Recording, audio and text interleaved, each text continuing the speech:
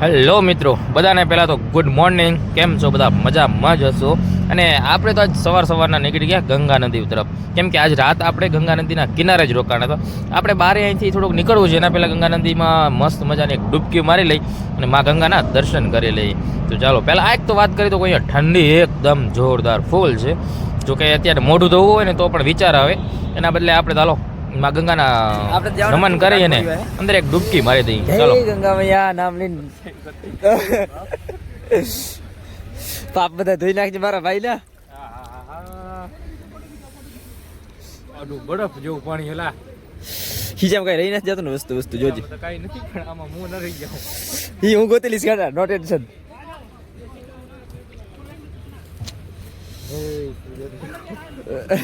જોઈ લો, દયા કરજો મારા ભાઈ ઉપર.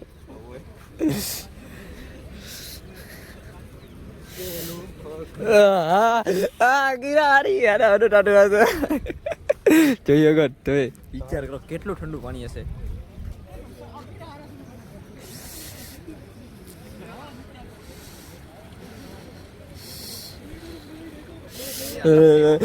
હરે રામ અહીંયા કેટલી ઠંડી છે, બહુ એકદમ વધારે ઠંડી છે. અમે આજે સ્નાન કરવા જઈએ છીએ.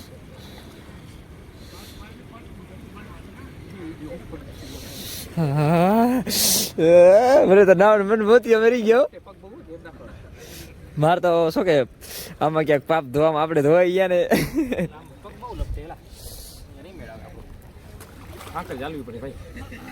તણાઈ જઈએ એમાં પગ નહીં, પગ લીલ હે અંદર લપ હોય તો બાવજ પર ગીરા ગીરા બાવજ મારી બાવજ રે. જોઈ શકો તમે સ્નાન કરે બધા. મારે કિરણભાઈ હાકર ચાલીને જાય છે, કેમ કે સાહેબ પડી ના જાય એમ, એટલા માટે. બહુ લપસે લગભગ તો પડી છે બહુ તાણે. હા અરે કિરણભાઈ ટાટા ટાટા.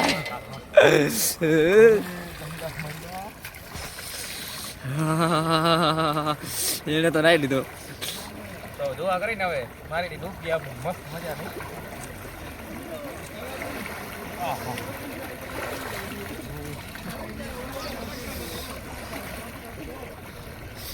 હા ને વિચાર બહુ થાય હો.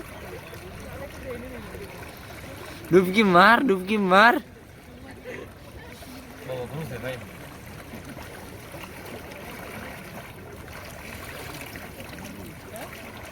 વિચાર વિચાર વિચાર.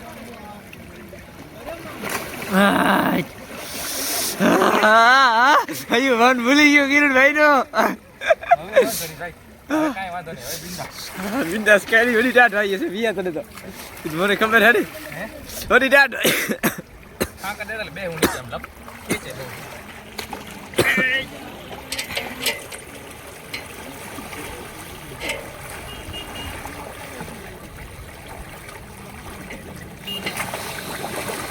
ઓહો મોટર જ બોર્યો ખાલી. બંધ કરી નાખો પૂરા. ના ના ચાલુ રાખ. મસ્ત રહેજો.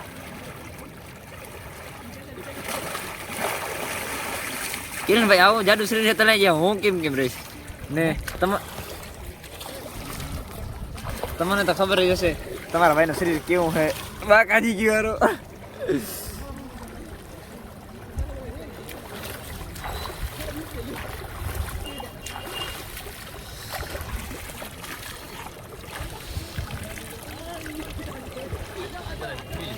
હે તો શું હોય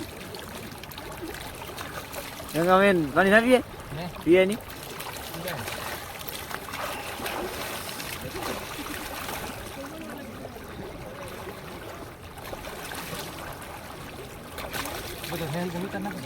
બસ અંગ ના હોય.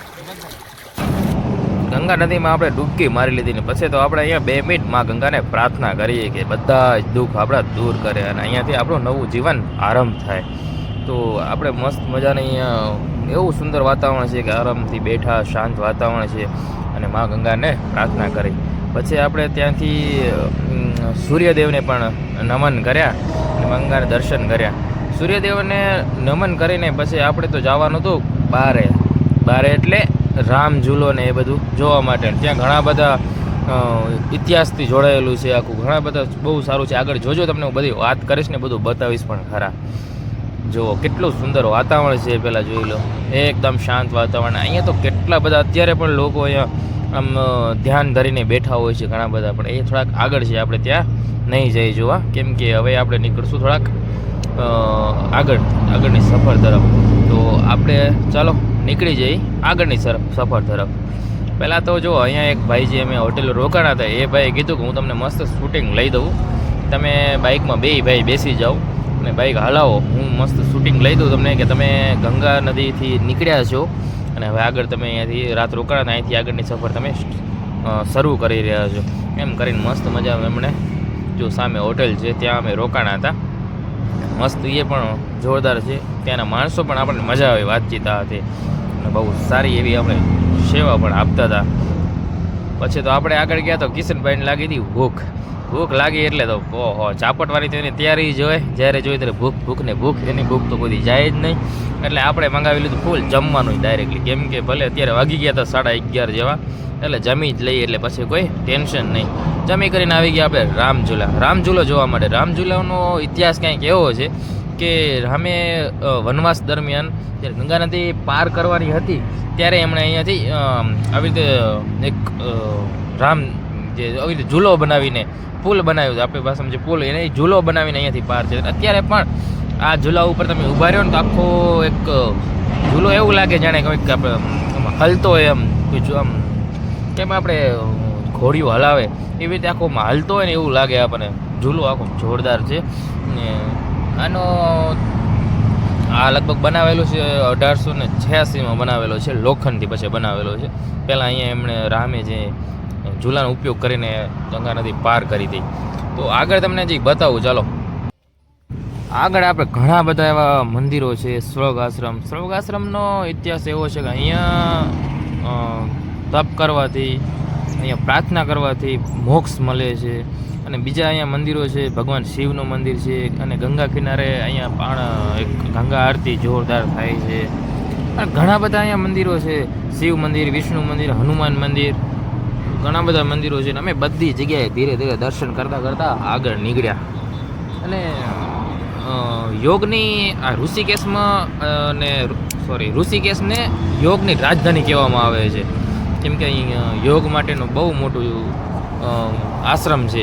અને ઘણા બધા અહીંયા અત્યારે પણ જો અહીંયાની હોટલું જુઓ, અહીંયા બાબાજી બારે બેઠા હોય, મસ્ત આખો લુક આખો ચેન્જ કરીને જુઓ. એ જે એવો ને એવો સામ જે તમને દેખાય ને ફોટો, એવો ને એવો લુક કરીને બધું મેકઅપ કરીને મસ્ત બેઠા હોય. અને અહીંયાની બજારો તમે જોઈ લો. અને આપણે અંદર મંદિરોમાં દર્શન કરવા જઈશું, પણ દર્શન કરવા જઈ પણ અંદર બધી જગ્યાએ ફોટો કે વિડીયોની સખત મનાઈ છે. જો આપણે અંદર દર્શન કરેલી, પણ અંદર છે તો નહીં જ જવાય, કેમ કે અંદર સખત મનાઈ છે. અહીંયા છે શ્રી રામનું મંદિર છે, મસ્ત જોરદાર.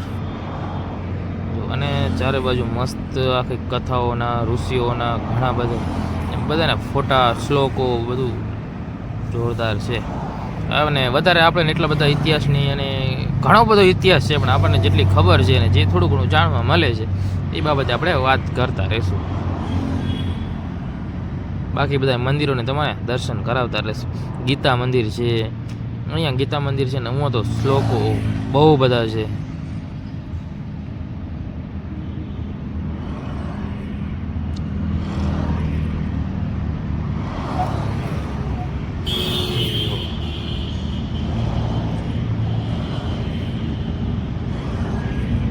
ગીતા ભવન,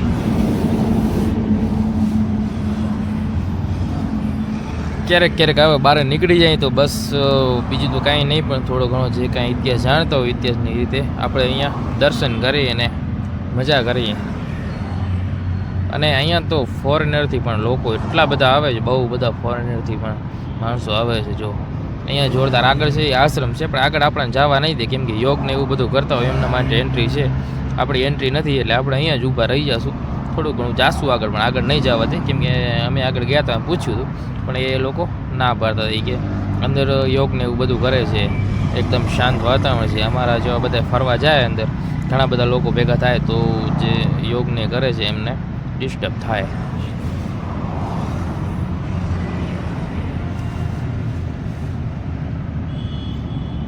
જો અહીંયા યોગ માટેના જે કોઈ માણસો છે, જો બધાના બેનરો ફોટા કોણે વિઝિટ કરી છે, અહીંયા કોણ આવ્યા છે, બધા એના ફોટા ને એવું બધું છે. અને મને લાગે છે કે તમને આ વ્લોગમાં આવી રીતે મજા નથી આવતી, એટલે આપણે હવે પાછા કોમેડી વ્લોગ ચાલુ કરવા પડશે.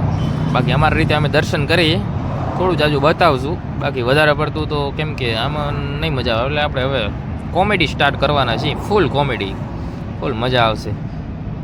એટલે હવે આપણે કોમેડી સ્ટાર્ટ કરી દઈએ. એટલે અહીંયા આસ્તે ઘણા બધા મંદિરો છે ને અમુક શું શૂટિંગ ને આ બધું લેવાનું ઘણું બધું અમુક જગ્યાએ મનાઈ હોય છે, બહારથી બધું શૂટ કરવાનું, વિડીયો બીજો લેવાનું, બાકી કાંઈ નહીં.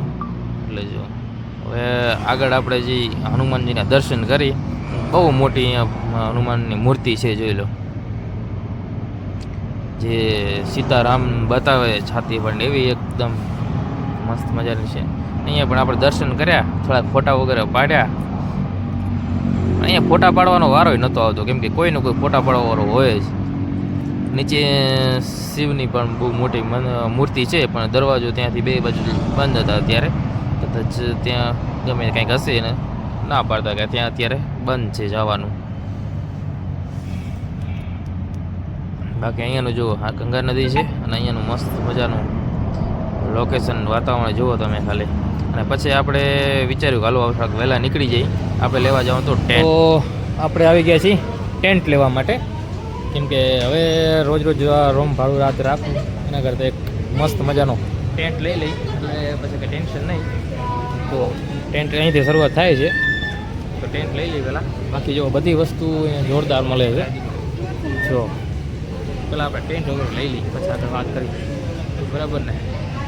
ને કિશુભાઈને જો એક અરીસો મળી ગયો હોય એટલે એનું મોઢું જોશે ને મજા કરશે. શું કે કિશુ? અરીસો મળી ગયો એટલે મોઢું જોવાનું, બીજું કંઈ કામ ધંધો નહીં. સ્ટોરેજ બોલ પડ્યો, શું કરું? બસ રેડી, બરાબર છે. હાલો કાંઈ વાંધો નહીં, મંડ્યા રહ્યો. આ લઈ લેવો, ઠેલો પેલો લેવો હોય મસ્ત એક લઈ લે. અને એક તો આ ટેન્ટ લેવાનું જ છે, બાકી મજા, બરાબર ને? બાકી આ શું હલા ધોકો મારો દીકો તો આ જરૂરી છે લેવા જો.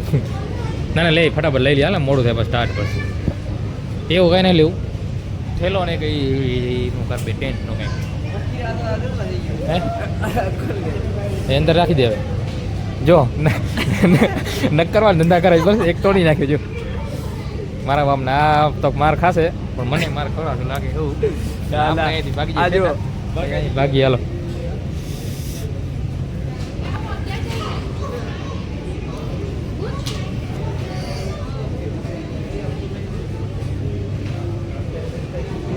વસ્તુ બાકી બધી અહીંયા જોરદાર મળી જાય હો, આપણને ગમે અહીંયા ભાઈ. શું હે? હા જૂતા એ તો નહીં લઈ દઉં મારો ભાઈ, એવું મનમાં વિચારતો નહીં, કેમ કે આ 3500 રૂપિયાના એક છે. આ ધંધો આપણે થાય નહીં, તો ગોત તારે બહુ 400 રૂપિયા 500 રૂપિયા વાળા લેવા નથી મારે તો બરાબર. તો હાલો આપણે કરી કામ ધંધો હવે આગળ લઈ લીજે લેવાનો હોય, પછી બધી વાત. Enjoy the party 31ers, 39ers. अभी जो हमें भैया मिले और हमसे बातचीत की, बहुत बढ़िया अच्छा लगा हमें. और यहाँ के लोग जो है हमें बहुत अच्छी तरह सपोर्ट भी कर रहे हैं, क्योंकि अभी 2 लोग और भी हमें मिले थे, वो बहुत बढ़िया सपोर्ट कर रहे हैं. यहाँ के लोग को मैं सबको मैं बहुत थैंक यू बोल रहा हूँ. मज़ा आया यार, कभी कभी ऐसे लोग आते रहते हैं हमारे पास, तो हमें थोड़ा सा अच्छा लग रहा है. तो thank you so much. Bye.